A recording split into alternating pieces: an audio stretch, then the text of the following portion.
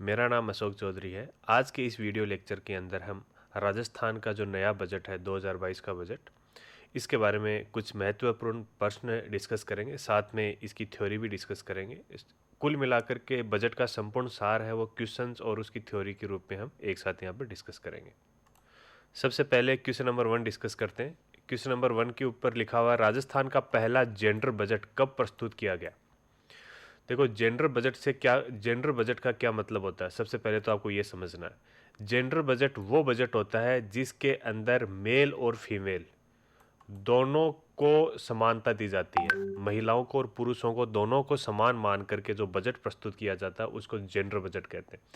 इसमें विशेष रूप से क्या होता है कि महिलाओं के जो राइट्स होते हैं उनके पक्ष के अंदर कुछ इनको एडवांटेज देने की कोशिश की जाती है कि कुछ स्पेशल सेक्टर होते हैं उनके अंदर महिलाओं के कामकाजी महिलाएं बढ़ाने के लिए, या फिर महिलाओं के संबंध में कुछ अलग प्रकार के रिसोर्सेज जनरेट करना और रिसोर्सेज को महिलाओं के लिए रिजर्व रखना, कुछ इस तरीके के कार्य किए जाते हैं, उनको जेंडर बजट कहा जाता है।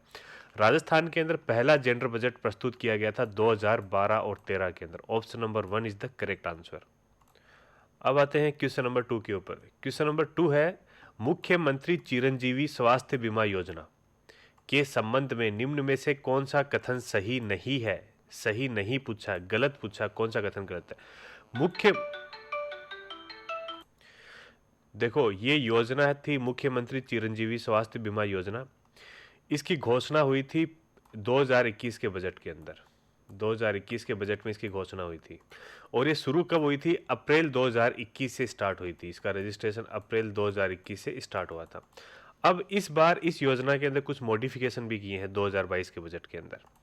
चलो पहले तो इस योजना के संबंध में कथन पढ़ते हैं। इस योजना को लागू करने से राजस्थान सार्वभौमिक स्वास्थ्य उपलब्ध कराने वाला अग्रणी राज्य बन गया। हाँ, करेक्ट। राजस्थान सार्वभौमिक स्वास्थ्य उपलब्ध करवाने का अग्रणी राज्य बन गया है। अब राजस्थान के ही मॉडल के ऊपर अन्य राज्य भी विचार कर रहे हैं इस योजना को लागू करने के लिए।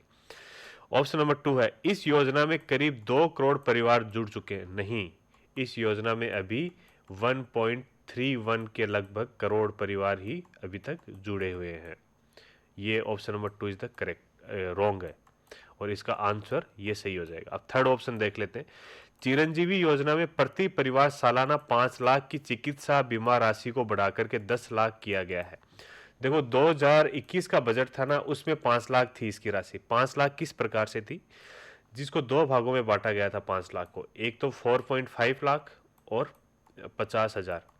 50,000 तो थे ओपीडी के लिए और 4.5 लाख थे गंभीर बीमारियों के लिए।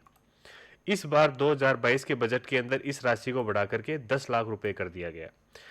ऑप्शन नंबर 3, जिला कलेक्टर किसी व्यक्ति का चिरंजीवी कार्ड न होने पर भी उसे निःशुल्क उपचार के लिए संबंधित चिकित्सालयों को निर्देशित कर सकते हैं। ये वाला ऑप्शन पहले नहीं था, ये इस बार के बजट में 2022 के बजट के अंदर ये वाला ऑप्शन जोड़ा गया है। तो इस क्वेश्चन का सही आंसर क्या हो जाएगा? Option number 2।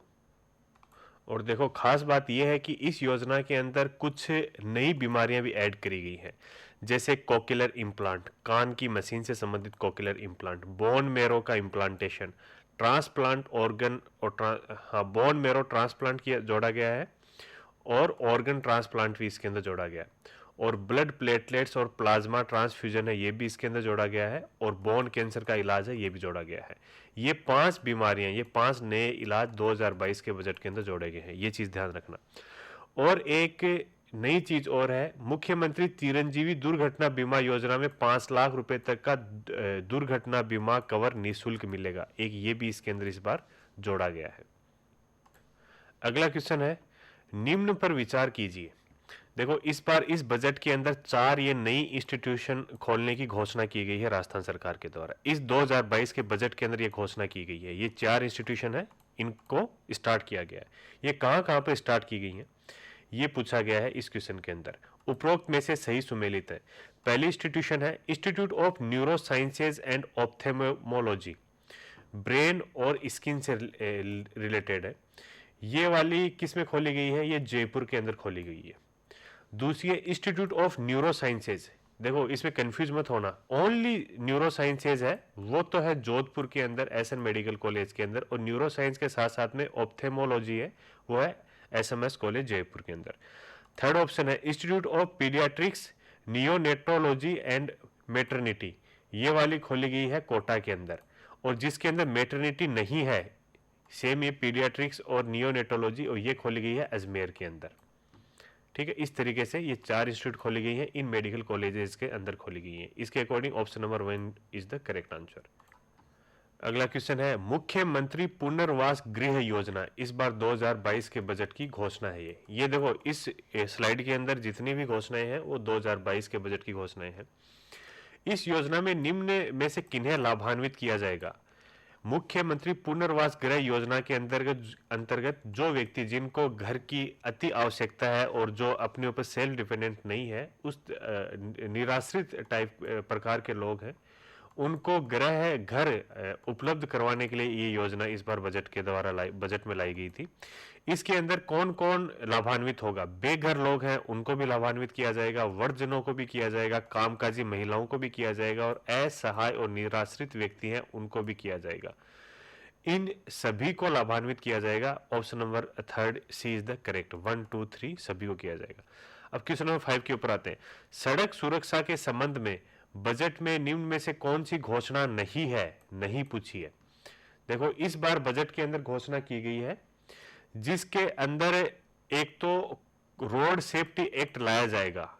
यस, इस बार के बजट के अंदर एक कहा गया है कि राजस्थान के अंदर रोड सेफ्टी एक्ट लाया जाएगा, और राजस्थान पब्लिक ट्रांसपोर्ट अथॉरिटी का गठन किया जाएगा। Yes, Rajasthan public transport authority का गठन किया जाएगा और ये एक्ट इसी के अंतर्गत लाया जाएगा। ठीक है। थर्ड ये है HCM रिपा, जयपुर में स्टेट रोड सेफ्टी इंस्टीट्यूशन खोला जाएगा।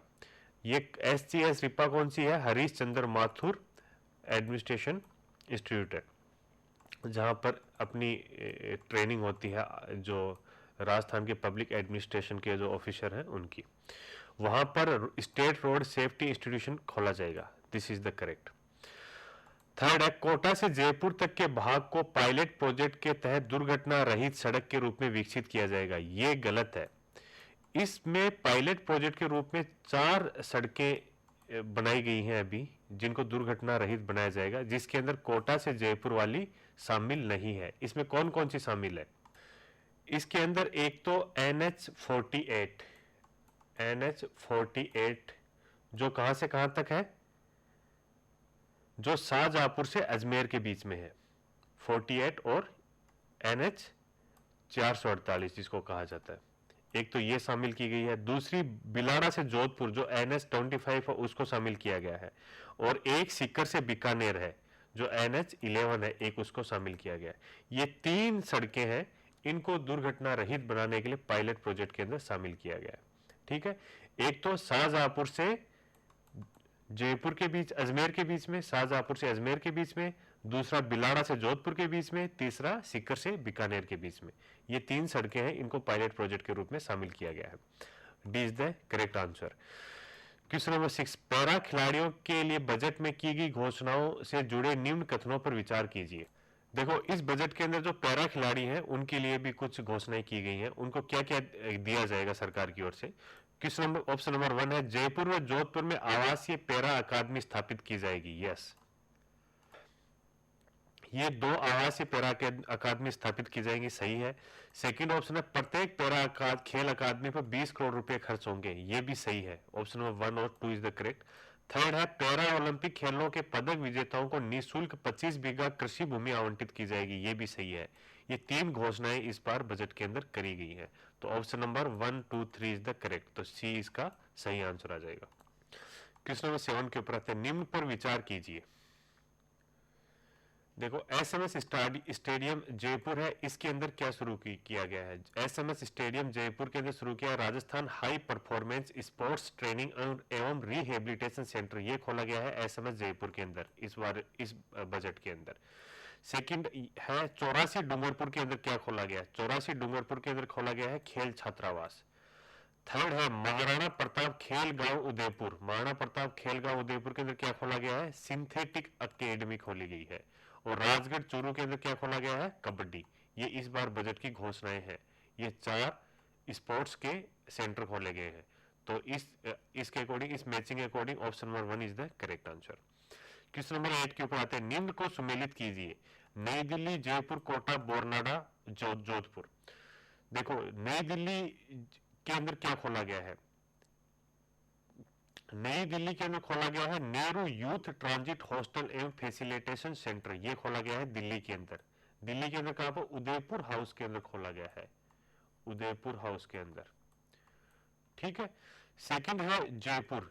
जयपुर के अंदर क्या खोला गया है, जयपुर के अंदर खोला गया है Rajiv Gandhi knowledge service and innovation hubs, ये खोला गया है जयपुर के अंदर। बोरनाडा जोधपुर के अंदर क्या खोला गया है, मल्टी स्टोरीड इंडस्ट्रियल कॉम्प्लेक्स, ये है बोरनाडा जोधपुर के अंदर खोला गया है। कोटा के अंदर विज्ञान केंद्र खोलने की घोषणा करी गई है। ये मैचिंग है, ये आप देख लेना।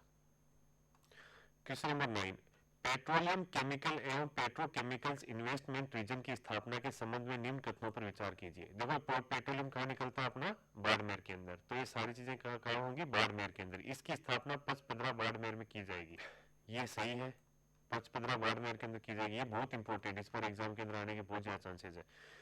इसके विकास पर रिको के माध्यम से 1000 करोड़ रुपए का व्यय होगा। यस, रिको इसके ऊपर 1000 करोड़ रुपए खर्च करेगा। थर्ड है, करीब 1,40,000 लोगों को रोजगार उपलब्ध कराया जाएगा। हाँ, इससे इतने 1.5 लाख लोगों को रोजगार भी उपलब्ध कराया जाएगा। Third is the correct. Fourth है, इस क्षेत्र में स्थापित होने वाली औद्योगिक इकाइयों को के अंतर्गत, हाँ ये पता नहीं क्या लिखा हुआ है, के अंतर्गत लाभान्वित किया जाएगा। इस ऑप्शन को छोड़ दो, option number 1, 2, 3 is the correct. ठीक है, 1, 2, 3 is the correct option. Question number 10 के ऊपर आते हैं, बेघर उत्थान एवं पुनर्वास नीति के संबंध में निम्न में से कौन सा कथन असत्य है। असत्य कथन पूछा है। अभी मैंने इस नीति के बारे में डिस्कशन किया था, किन किन लोगों को लाभान्वित किया जाएगा। इस नीति के अंतर्गत आगामी वर्ष में 50 करोड़ का प्रावधान प्रस्तावित है। सरकार इसके ऊपर 50 करोड़ खर्च करेगी। इसके अंतर्गत ग्रामीण व शहरी क्षेत्र में बेघर लोगों का सर्वे कराया जाएगा, ये भी सही है। बेघर लोगों के जन आधार कार्ड बनाए जाएंगे, ये भी सही है। बेघर लोगों को प्रतिमाह एक निश्चित रकम दी जाएगी, ये नहीं दी जाएगी भाई, इनको घर दिया जाएगा। तो कौन सा कथन असत्य, असत्य कथन कौन सा है, D is the correct answer. Question number 11 के ऊपर आते हैं, इंदिरा गांधी शहरी रोजगार गारंटी योजना, ये इस बार 2022 के बजट के अंदर घोषणा की गई। ये नरेगा की तरह ही है। नरेगा था ग्रामीण क्षेत्रों के लिए, और नरेगा के ही आधार के ऊपर शहरी क्षेत्रों के अंदर भी रोजगार देने के लिए सरकार इस बार ये नई योजना लेकर के आई, जिसका नाम है इंदिरा गांधी शहरी रोजगार गारंटी योजना। इसके बारे में कथन पढ़िए, यह योजना 1 लाख से अधिक जनसंख्या वाले शहरों में ही लागू होगी। नहीं भाई, इसके लिए ऐसी कोई कंडीशन नहीं है, ये सभी शहरों के अंदर लागू होगी। सेकंड, शहरी क्षेत्र में निवास करने वाले परिवारों की मांग पर रोजगार उपलब्ध कराया जाएगा। यस, ये सही ऑप्शन है। थर्ड है, प्रति वर्ष 100 दिवस का रोजगार उपलब्ध होगा। हाँ, प्रति परिवार 100 दिन का, जो नरेगा की तर्ज के ऊपर ही 100 दिन का रोजगार दिया जाएगा। इस योजना पर करीब 800 करोड़ वार्षिक खर्च होंगे, ये भी सही है। तो option number second, third, fourth is the correct. Question number 12 के ऊपर आते हैं, शहरों में रोजगार सुनिश्चित करने के लिए कौन सी योजना आरंभ की गई है। यही मैंने बताया, इंदिरा गांधी शहरी रोजगार गारंटी योजना। क्वेश्चन नंबर 13 के ऊपर आते हैं, राज्य में महात्मा गांधी नरेगा योजना में अब कितने दिनों का रोजगार मिलेगा। इसी बजट के अंदर सरकार ने 100 दिनों का, पहले क्या था 100 डेज का था, मेंस डे, 100 मैन डे था, अब कितने दिन का हो गया 150, 50 डेज बढ़ा दिए हैं। अब कितने दिन हो गए 150 दिन, सॉरी 50 दिन नहीं बढ़ाए, 25 डेज बढ़ा दिए। कितने, 25 दिन बढ़ाए हैं, सॉरी। ठीक है, तो कितने दिन का हो गया 125 दिनों का, 20 the correct answer. Question number 14 के ऊपर आते हैं, दुर्घटना होने पर परिवार को संबल देने के लिए कौन सी योजना शुरू गई है। मैंने स्टार्टिंग में स्लाइड के अंदर आपको बताया था, जिसका नाम था मुख्यमंत्री चिरंजीवी दुर्घटना बीमा योजना, जिसके अंदर कितने रुपए का है, 5 लाख रुपए, 5 लाख रुपए दिए जाएंगे। क्वेश्चन नंबर 15 है, रोबोटिक सर्जरी की सुविधा किस मेडिकल कॉलेज में उपलब्ध होगी। इस बार बजट के अंदर रोबोटिक शुरू करवाने की बात कही है सरकार ने, और वो कहां पर शुरू की जाएगी रोबोटिक सर्जरी, अपनी एसएमएस मेडिकल कॉलेज जयपुर के अंदर। D is the correct answer. Question number 16 के ऊपर आते हैं, निम्न में से किन जिलों में नए मेडिकल इंस्टीट्यूट बनाए जाएंगे। अभी मैंने बताया था कितने, 4 जिलों के अंदर बनाए गए थे। एक तो जयपुर, जोधपुर, अजमेर और कोटा, 4 के अंदर बनाए गए थे, जिनके नाम भी मैंने बताए थे। स्टार्टिंग का क्वेश्चन था जिसके अंदर बताए थे, इसमें आ जाएगा ऑप्शन नंबर डी, उपरोक्त सभी। क्वेश्चन नंबर 17 के ऊपर आते हैं। इंस्टीट्यूशन ऑफ न्यूरो साइंसेज कहाँ स्थापित किया जाएगा? केवल न्यूरो साइंस की बात करिए, न्यूरो साइंस वाली कहाँ स्थापित की जाएगी? ऑप्थेमो साथ में होता तो जयपुर आती, और ओनली न्यूरो साइंस है तो ये कौन सी? SN medical college Jodhpur. Road safety institute कहाँ खोला जाएगा? मैंने अभी बताया था, हरीश चंद्र माथुर इंस्टीट्यूट के अंदर खोला जाएगा। ये कहाँ पर है? अपना जयपुर के अंदर है। क्वेश्चन नंबर 19, एजुकेशन हब कहाँ विकसित किया जाएगा?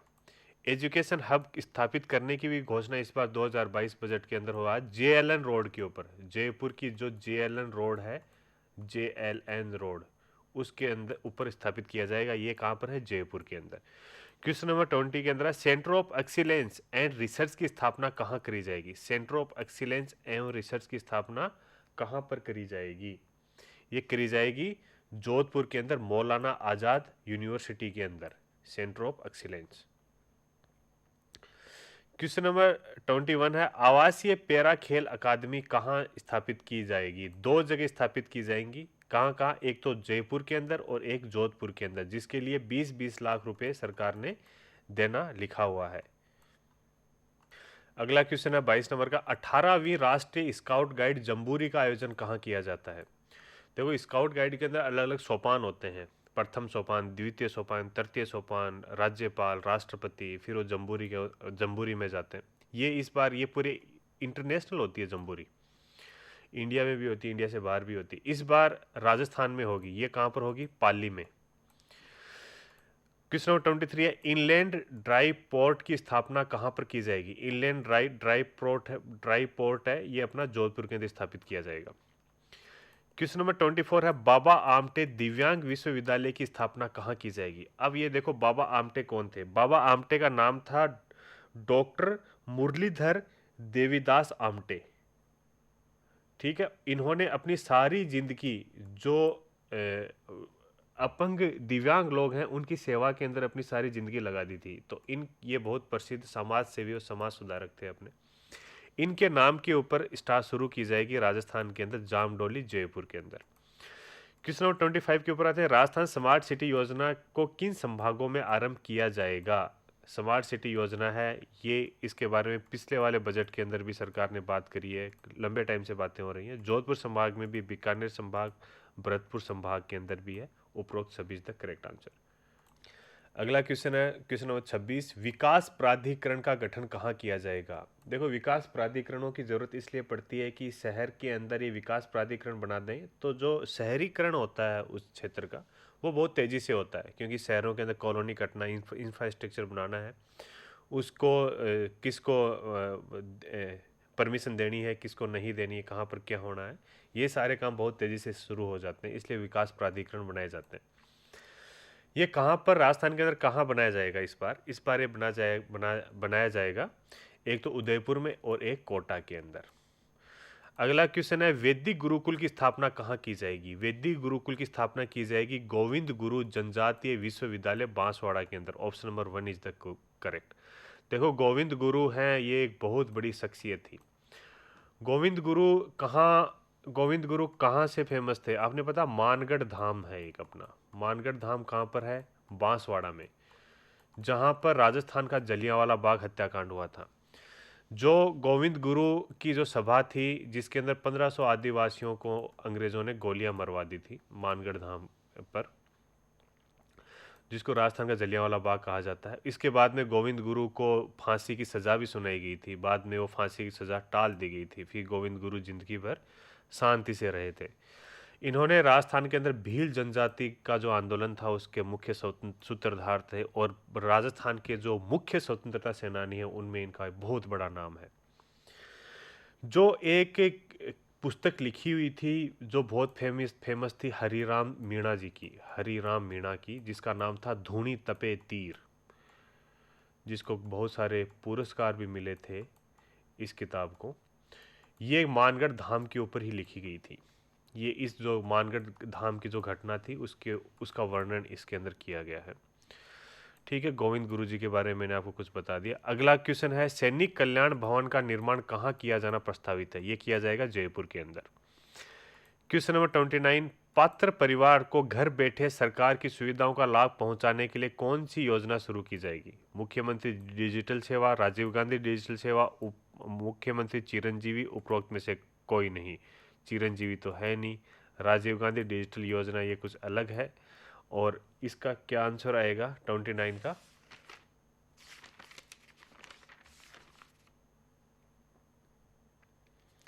ये शुरू की गई है मुख्यमंत्री डिजिटल सेवा योजना। अगला क्वेश्चन है, राजीव गांधी सेंट्रल पार्क का निर्माण कहाँ किया जाना प्रस्तावित है? धौलपुर, करौली, बूंदी और सवाई माधोपुर। ये बनाया जाएगा राजीव गांधी सेंट्रल पार्क सवाई माधोपुर में। इसके साथ ही बजट की कुछ इंपॉर्टेंट चीज़ें और हैं, वो बता देता हूँ, जिनको आपको केवल रटना पड़ेगा और कोई ऑप्शन नहीं है।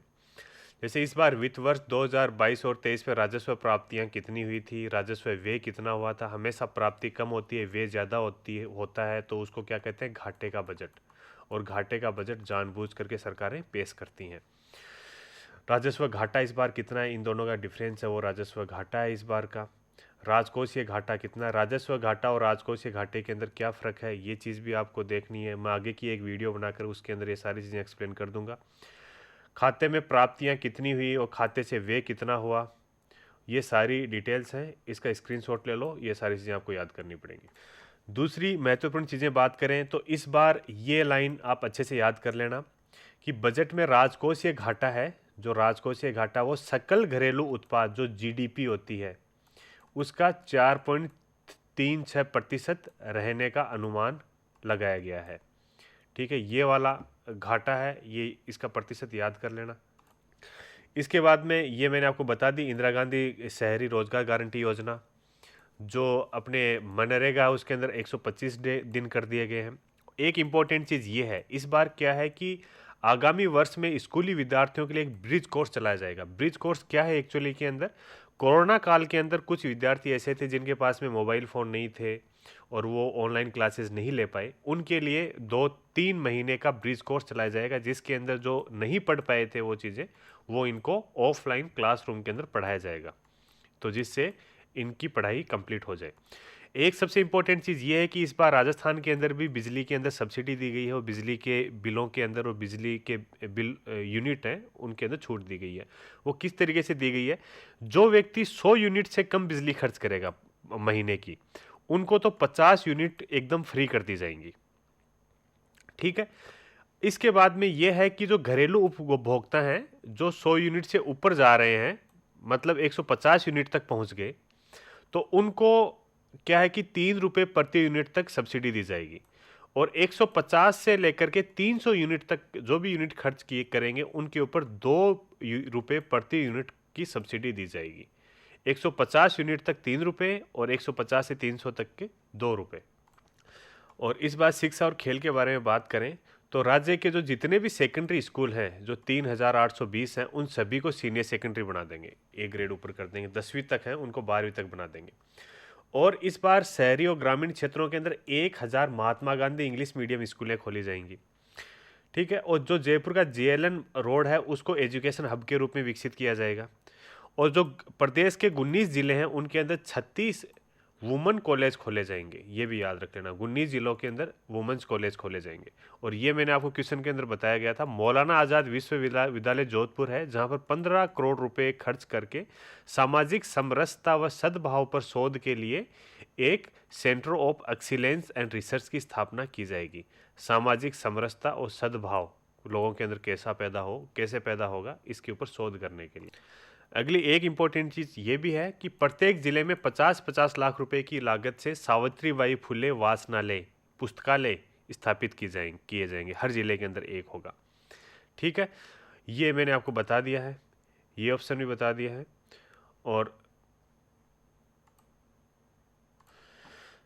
हाँ, एक इम्पोर्टेंट चीज़ ये भी है कि जो CISF है उसकी तर्ज के ऊपर राजस्थान के अंदर RISF का गठन किया जाएगा। CISF क्या होती है कि जो भारत सरकार की जो PSU वगैरह होती है उनकी सुरक्षा का काम करती है, वो एक तरीके की सुरक्षा गार्ड एजेंसी होती है। उसी के तर्ज के ऊपर एक राजस्थान की भी होगी RISF, जिसका गठन किया जाएगा। जो राजस्थान के जो स्टेट लेवल के इंस्टीट्यूशन होंगे उनकी सुरक्षा की जिम्मेदारी वो लेगी। देखो ऊर्जा के क्षेत्र के अंदर क्या काम किया गया है, छबड़ा तापीय विद्युत ग्रह है उसका विस्तार करके अल्ट्रा सुपर क्रिटिकल तकनीकी के आधार पर 660 मेगावाट की 2 इकाइयाँ स्थापित की गई हैं। एक तो छबड़ा के अंदर, दूसरी एक कालीसिंध झालावाड़ तापीय विद्युत परियोजना है, वहाँ पर भी ये same ultra super critical technology है, उसके बेस के ऊपर 800 मेगावाट की तीसरी इकाई स्थापित की गई है। और गुड़ा बीकानेर जहाँ पर लिग्नाइट कोयला निकलता है, वहाँ पर 125 मेगावाट की लिग्नाइट कोयला आधारित विद्युत तापीय परियोजना शुरू की जाएगी। ठीक है, अब मैंने मुख्य सभी चीज़ें बजट के बारे में बता दी है, क्वेश्चंस भी डिस्कस कर लिए हैं, इंपॉर्टेंट जो फैक्ट्स थे वो भी डिस्कस कर लिए हैं। इसके साथ ही हमारा आज का वीडियो लेक्चर ख़त्म होता है। धन्यवाद।